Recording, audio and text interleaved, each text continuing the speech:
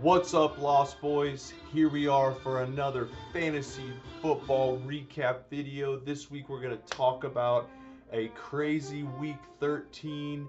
Then we're going to look into even more crazy, more epic week 14 coming up, guys. Playoffs are right around the corner. It's getting tight. Let's get right into it.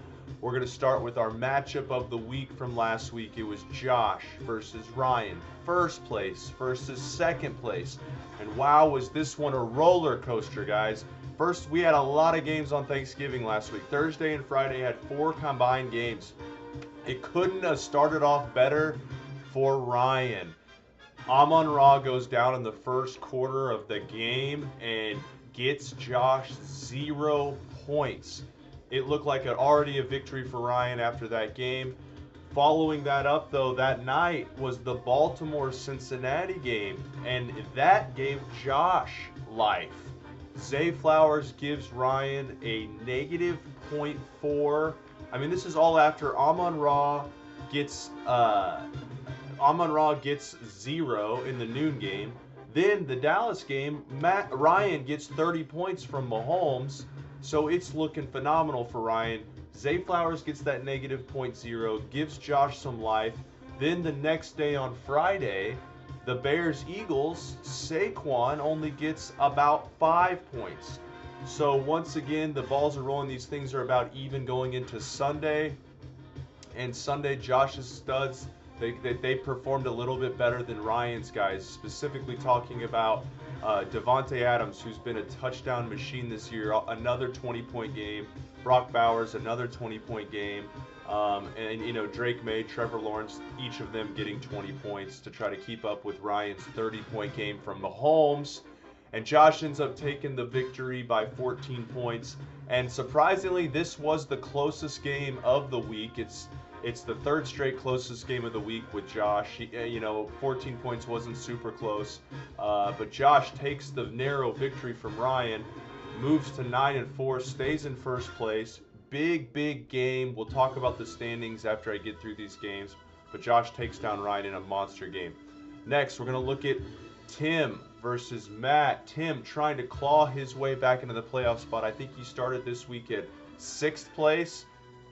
Because his points, no, he was, I think, 4th place, because his points were so weak, and he needs to keep winning. Because his points are low, he's not going to win any tiebreakers, so he has to keep winning. He ends up playing Matt. He ends up taking him down by over 20 points. Tim's team kind of crushes, and this week that's the theme. There weren't a lot of close games. There were a lot of big games with a lot of repercussions, but it wasn't a lot of close games, no nail-biters. The main thing for Matt is Lamar has been a huge bust this year. 6 points against this terrible Cincinnati defense. That can't happen. Michael Wilson's been awesome the last few weeks, but Marvin Harrison came back. He took a dip. Matt got a great game from Kamani Vidal, which was really big considering Tim had him on his roster a few weeks ago. And it's like Matt's running backs have been awesome all year. This was the same. 15 from Javonte, 20 from Devon Achane, 20 from Kamani Vidal. But what's Matt's weakness all year? His wide receivers. 4 points from DK Metcalf, 5 points from Michael Wilson, 6 points from Wan'Dale Robinson. And he even started the week with a great game from Jordan Love. It didn't matter, though. Tim got a monster. After Amon-Ra went down, Jameson Williams benefited. 23 points from Jameson Williams in that Detroit game. And then all of Tim's guys scored. That Detroit game was great for Tim. Jameson Williams, 23. 16 from Christian Watson that game. Couldn't have gone better. Derrick Henry got touchdowns those games. Christian McCaffrey did his normal, easy 15 points in his sleep. So Tim's guys all performed for him. He put up 157 points. Matt was technically, mathematically still in the playoff hunt. Unfortunately, this officially knocks him out of the playoffs. Tim still fighting, still in that playoff hunt, goes to 8-5. Huge win for Tim. Next, we're going to look at Denny versus Pat. These top 6 teams, they've been waiting. They've been watching all these games, and they were waiting for the upset. One of the top 6 to fall to one of the bottom 4s. And this was the week it happened. Pat takes down Denny. Denny barely puts up 100 points. His guys just didn't show up this week. Khalil Shakir won. Michael Pittman won. Matthew Stafford, worst game of the season, 11. Herbert ends up getting hurt, breaks his hand, 12 points. Woody Marks had like 23 touches for 7 points. Jacoby Myers looks like a phenomenal pickup for Denny, and Trey McBride is a cheat code at the tight end spot ever since Jacoby Brissett became quarterback. But Denny's guys, I mean, Gibbs and JSN combined for 13 for the whole week. Those guys get 13 in one quarter for one of them. So awful week for Denny to have a letdown from his studs. Pat gets in the victory column. Most importantly, after the rough start, Pat clears himself of ever having to worry about stand-up. He's 6-7. I mean, theoretically, Pat is still in the playoff hunt. He is 2 games out. I mean, anything can happen. Maybe he could put up 250 points in his last 2 weeks, and a miracle could happen. So Pat, mathematically, is still in it. He has Jamar Chase that has Burrow back. Bucky Irving's back. Marvin Harrison did get hurt at the end of the game, so I'm not going to say he's back. But, I mean, he has some of his guys back. Jacoby Brissett's playing good. Bo Nix is playing good. So Pat is a guy that could, be spoiler. If he doesn't make the playoffs, he could play spoiler in these last 2 weeks. So Pat takes down Denny. Huge upset. Next, Justin versus Jace. This was our other epic battle of the week going into the game. These 2 guys were fighting for a playoff spot. Jace was currently in the playoffs. Justin was on the outside looking in. And boom. Flip-flop, Justin takes down Jace, moves to 8-5. Jace falls to 7-6. This one wasn't very close. Jace's guys didn't perform. Justin's guys did. We're going to start with Justin's guys. A.J. Brown, 30 points, has his best game of the year, and it happened to be the same week he plays against Jalen Hurts. So it was a double whammy for Jace. Not only does Justin's guy go off, but it's with Jace's quarterback. So bad for Jace, amazing for Justin. Bijan has been a stud all year, brings it back. I mean, he should have had 6 more points as well. He got tackled at the half-yard line. They brought in Tyler Algier, the vulture. Bijan, 27 points. James Cook, 17 points. Justin's been carried all year by his 2 stud running backs and Dak Prescott. This was kind of no different. He got 44 points from his 2 running backs, 20 from Dak, but the 30 points from A.J. Brown is the big one. He put up 156 points. It's just a couple weak spots for Justin. Rome Odunze has not been the same guy since the Bears went to a run-first defense or offense. He's not performing for him. And he has the A.J. Brown, Devontae Smith problem. If one guy does good, the other guy probably doesn't do good.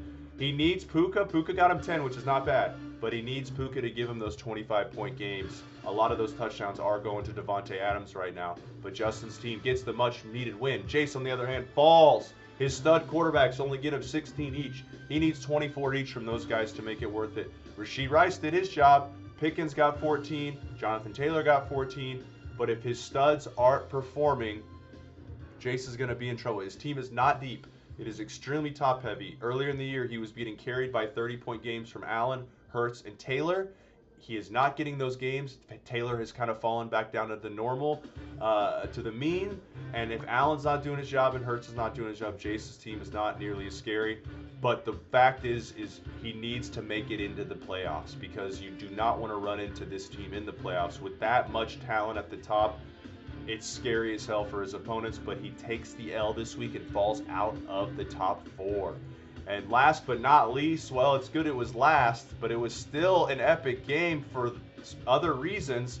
Turdman Cass versus Diarrhea Gigatrox. Battle for last place, battle for stand-up, and Cal whoops his ass. Not only did Cal beat him, which tied him in record, but Cal beat him by 55 points, which overtook the point total. It looked like 3 weeks ago that there was no way Cal was going to catch anyone in points, but his team has kind of turned it around a little bit. Nico Collins is kind of doing his thing. He got Joe Burrow back, got him 20 points. 25 points from Vontario Wicks. He picked him up Sunday morning, 25. And then Seattle defense, are you kidding me? So Cal's team, still not very good, but this shows you why fantasy is so crazy. A couple random things can put you over the top. Cass, just not his year, man. Cass, we all know how awesome Cass is at fantasy, but not his year. His quarterbacks, he left the draft with weak quarterbacks, and somehow they've been worse than that. Even trading for Sam Darnold, he had one good week at the beginning, and he's gotten like 3, 8, and 9 in the last 3 weeks or something. Kyron Williams, not bad, 13. Josh Jacobs, though, disappointing on Thanksgiving with 9. And the biggest bust, of course, is Justin Jefferson. 1. 1 point this week. He's had J.J. McCarthy thrown to him. He's had Carson Wentz thrown to him. But now this week he has Brosmer thrown to him. As Cal said in the text chain, I legitimately think I could be better than that guy played on Sunday. I do. So JJ's a rough pick for Cass this year, and it just hasn't worked out for him. He falls to last place at 4-9 with the least points. We still have 2 weeks to go. It's still going to be an epic ending for the stand-up, but a huge win for Cal. Now, we're going to look at the standings, guys, because this is when it gets good. At the top, Josh separates himself. He's 9-4. He's the only 9-4 team. He's only 7 points out of Jace for the most points in the league. So he's won 5 in a row. So he is up there by himself. He still has not clinched. Technically, he has not clinched the playoffs. But he's put himself in a good spot. Then you have 3 teams tied at 8-5. Those are the 3 other playoff teams. Llama at 2, Justin at 3, Tim at 4. Now we're talking a 6-point difference between Llama and Justin. Insanely close. Tim's about 80 points behind those guys. So it's going to take a lot for Tim to catch those guys in points in case the tiebreaker comes around. Then after you get past the top 4, we have 5 and 6. Jace at 7 and 6. Denny 7 and 6. Now the irony here is both of these guys destroy the 3 people above them in points.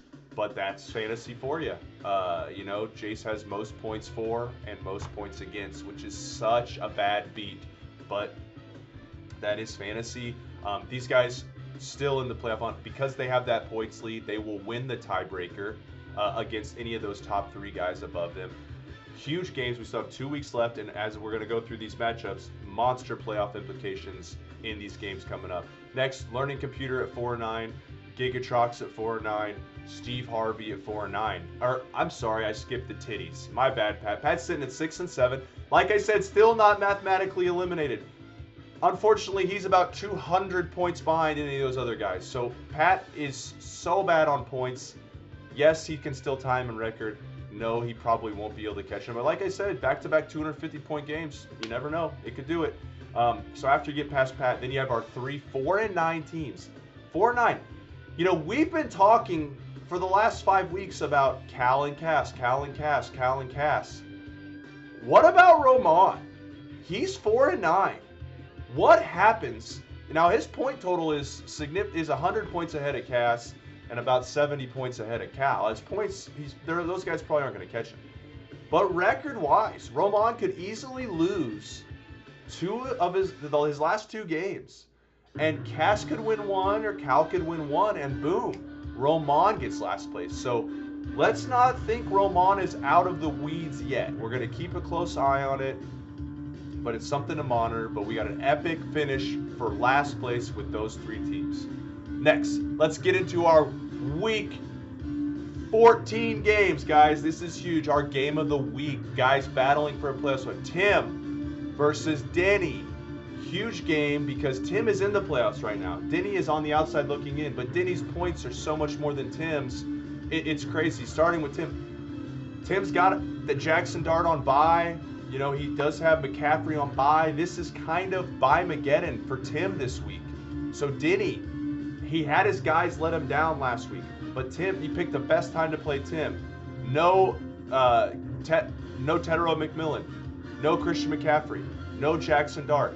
Denny's primed, just primed to win. Even if he doesn't have Justin Herbert this week because of the hand injury, Denny is favored significantly in this game. I'm going to give the edge to Denny. I love Denny's team. He's so, with Jackson Smith-Njigba and Jahmyr Gibbs, there's no way both those guys have back-to-back down weeks. And especially the Lions, they have to win. They got to feed Gibbs the ball, especially if Amon-Ra is going to be out.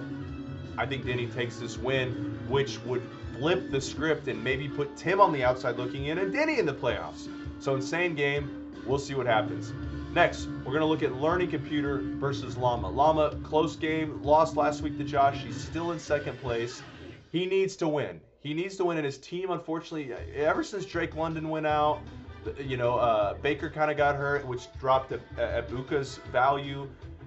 And I mentioned Justin Jefferson before. He's been the bust of the year, which is unfortunate. But the second biggest bust might be Saquon. He's been healthy all year, so Ryan has had to play him. but he hasn't performed. He's barely breaking 10 points, it seems like, a lot of these weeks. Now, luckily for Ryan, he does have RJ Harvey that's going to benefit from the injuries. I got him 20 points this week, so that's a big boost to him. And Chase Brown's looking like himself again now that Burrow's back. So Ryan, his core is there. He just needs some of his guys to start performing the way he drafted them to.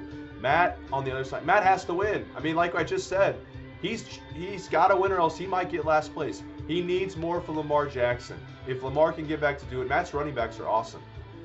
But if he can get something from Lamar, a little bit of DK, Matt has a chance. He's got a couple guys on bye, but Matt should be fine. This game is going to be insanely close.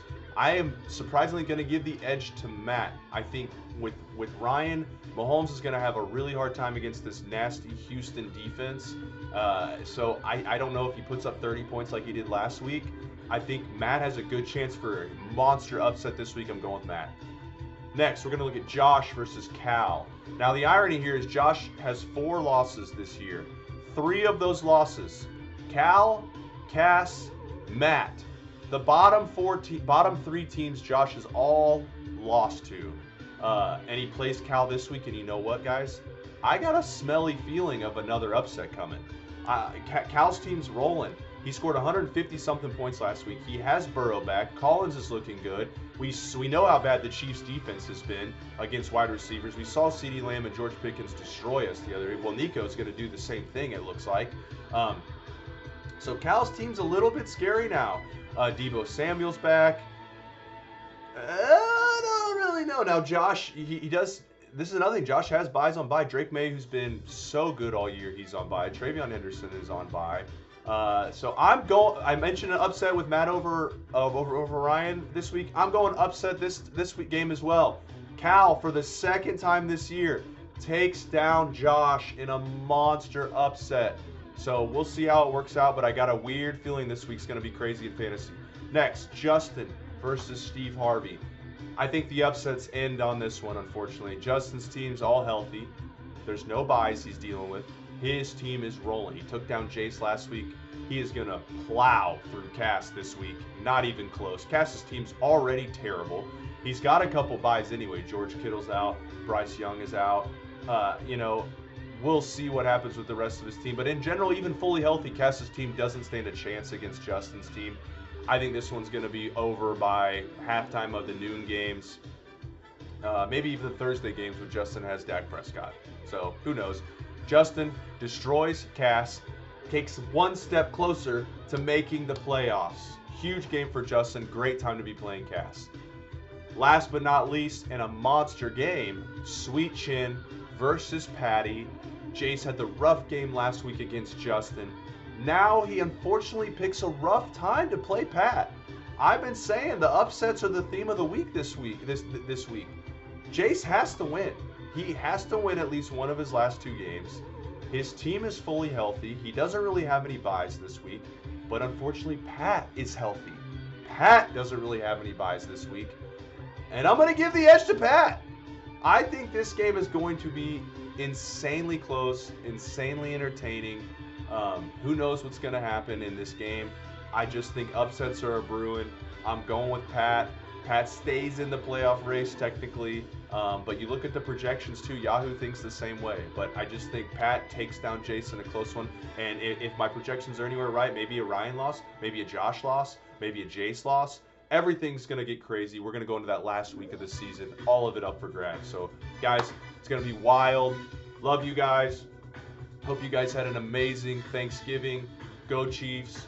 Go Bears. I'll talk to you guys soon.